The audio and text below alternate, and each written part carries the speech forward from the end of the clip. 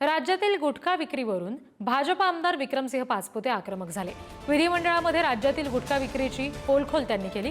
गुटखा बंदी असतानाही अनेक सेलिब्रिटींकडून गुटख्याच्या जाहिराती केली जातात असं पाचपुतेंनी म्हटलं। दैनिक पुढारीच्या बातमीचा उल्लेख करत पाचपुतेंनी विधानसभेमध्ये हा मुद्दा मांडला। मी नाही त्यातली कडीला वातली अशी अन्न औषध प्रशासनाची अवस्था असल्याचं त्यांनी म्हटलं। अन्न आणि औषध प्रशासन विभागावर विक्रमसिंह पाचपुते यांनी ताशेरे ओढले। अध्यक्ष महोदय, आजच्या पुढारी पेपरमध्ये जर तुम्ही उघडलं तर आजचीच बातमी आहे की सर्रास विक्री प्रतिबंधित गोष्टींची सुरू आहे विरार या ठिकाणी। आपण तो पेपर सुद्धा पहा। त्याचबरोबर माझं मंत्री महोदयांना एक स्पेसिफिक प्रश्न असा आहे की आपण जे उत्तर दिलेलं आहे त्या उत्तरामध्ये असं सांगितलं गेल्या 1 वर्ष म्हणजे साधारण 20 जुलै 2024 पासून 1 वर्षासाठी राज्यात गुटखा सगळे म्हणजे जे पदार्थ आहेत यांना 1 वर्षासाठी बंदी दिलेली आहे। ही बंदी आपण एक्सटेंड करणार आहात का? त्यात पान सुपारी पण येतं आणि आजच्या आज आपल्या डिपार्टमेंटला ज्या ठिकाणी असेल त्या ठिकाणी कारवाई करायला सांगा।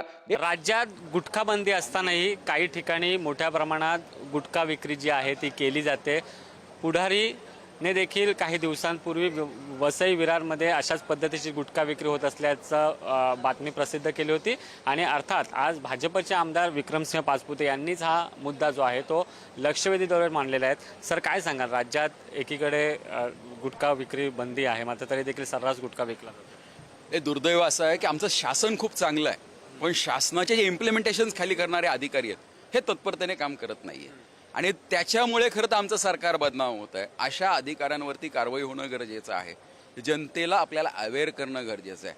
आपल्याला असं वाटतं की गुटखा बंदी आहे म्हणजे सुपारी मिळते, तर सुगंधी सुपारी सुद्धा या महाराष्ट्रामध्ये बंदी आहे आणि असा GR सुद्धा आहे। आपल्याला याची जनजागृती करणं गरजेचं आहे आणि जोपर्यंत मीडिया ह्या गोष्टी हातात घेत नाही म्हणजे पुढारीचे विशेष आभार मानेल की आपण एक बातमी दिली आणि त्या बातमीच्या आधारे आज आम्हाला सभागृहामध्ये बोलायची संधी मिळाली। त्यामुळे आपण सुद्धा जितकी जनजागृती कराल हे अतिशय महत्त्वाचे असणार आहे।